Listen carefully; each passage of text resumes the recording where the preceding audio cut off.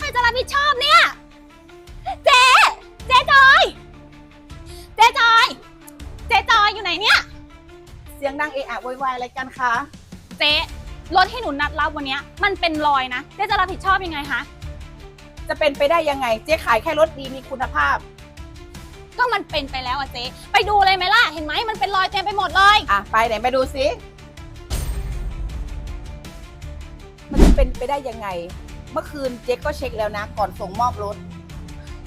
ไม่รู้ค่ะ เพราะมันเป็นไปแล้ว เอางี้ไหมล่ะคะ ถ้าเจ๊อยากขายคันนี้ให้หนูต่อเนี่ย เจ๊ก็ลดให้สักครึ่งราคาก็ได้ หนูจะยอมรับรถคันนี้ไว้ละกัน เดี๋ยวก่อนนะครับ เมื่อกี้คุณบอกว่ารถคันนี้มีรอยเหรอครับ ก็ใช่ละสิ แหกตาดูสิ ไม่เห็นไง ผมเห็นครับ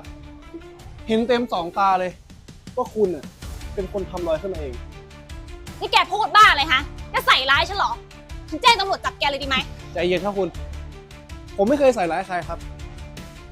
เพราะว่าผมมีหลักฐาน นี่ครับ หลักฐานที่คุณขี่รถเมื่อกี้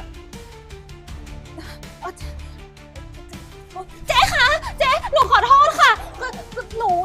ไม่มีตังค์พอจ่ายอะค่ะ หนูก็เลยต้องทำแบบนี้อะหนูขอโทษนะคะเจ๊อย่าเอาเรื่องหนูนะคะ หนูขอโทษนะคะเจ๊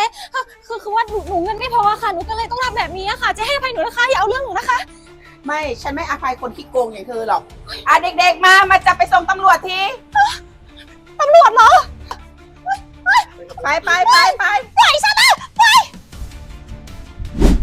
รถของเจ๊ทุกคันก่อนจะส่งมอบให้ถึงมือลูกค้ารถของร้านเจ๊จอยคัดสรรมาอย่างดี รถสวยคุณภาพดี มั่นใจได้100%เจ๊จอยจัดให้ค่ะ